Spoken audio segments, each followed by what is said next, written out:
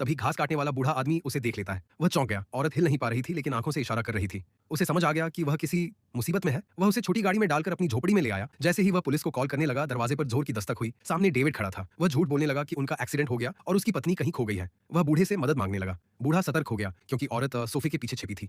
बूढ़े ने उसे बाहर निकलने को कहा वरना वह पुलिस को बुला लेगा। डेविड रोने लगा और बोला कि उसकी पत्नी की मानसिक हालत खराब है। बूढ़ा उसकी बातों में आने ही वाला था कि तभी डेविड का फोन बजा। बूढ़े को तुरंत याद आया कि डेविड ने कहा था कि फोन एक्सीडेंट में खो गया था। अब साफ था वह झूठ बोल रहा था। बूढ़े ने पुलिस को कॉल करने का फैसला कर लिया। डेविड ने अपना असली रूप दिखा दिया और औरत को वापस मांगने लगा। बूढ़े ने उसे दरवाजे से दूर धकेला और कॉल मिलाने लगा लेकिन डेविड उस पर टूट पड़ा। पर बूढ़ा भी कम नहीं था। कुछ ही बार में उसने डेविड को गिरा दिया। मौका देखकर डेविड ने फर्श से पड़ी छोटी छुरी उठाई और बूढ़े पर हमला कर दिया। कुछ ही पलों में बूढ़ा मर गया। सोफे के नीचे छिपी बेबस एना यह सब देखती रही। डेविड ने देखा कि पुलिस कॉल अभी भी चालू थी, इसीलिए वह गोदाम से पेट्रोल की केन ले आया ताकि सबूत जला सके। एना ने बची खुची ताकत से फर्श पर जोर जोर से ठोकने की कोशिश की। डेविड ने नहीं सुना। वह कार तक गया। अचानक एना का हाथ पर्दे की रस्सी को लग गया। पर्दा हिला तो डेविड का शक पक्का हो गया। उसने एना को देख लिया। एना फिर उसके कब्जे में थी। वह उसे पहाड़ी वाली केबिन ले जाने निकला लेकिन रास्ते में पेट्रोल कम था, इसीलिए स्टेशन पर रुकना पड़ा। जैसे ही डेविड दुकान में गया, एना की ताकत थोड़ी लौटने लगी। उंगलियां और बाजू हिलने लगे। उसने सीट बेल्ट खोलने की कोशिश की। तभी एक छोटा लड़का आ गया। एना बोल नहीं पा रही थी और लड़के की मां उसे वापस ले गई। मौका निकल गया। डेविड फिर कार चलाकर एक्सीडेंट वाली जगह गया और वहां से प्लास्टिक टाई, गीले टिश्यू और एक और इंजेक्शन उठा लाया। तभी एक पुलिस कार आई। वही लड़के की मां थी जिसने संदेह में रिपोर्ट की थी। अफसर ने डेविड से पूछताछ की। डेविड ने झूठ बोला कि एना उसकी पत्नी है और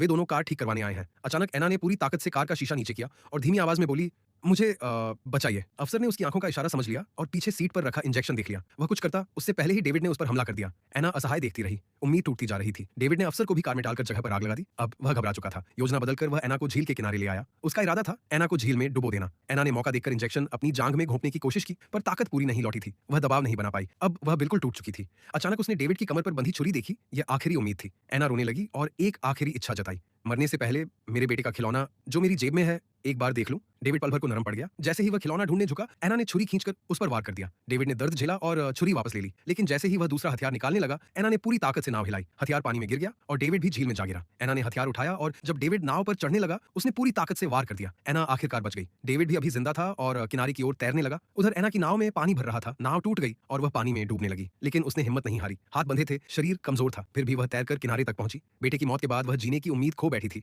पर इस परीक्षा ने उसे जिंदगी की नई वजह दे दी।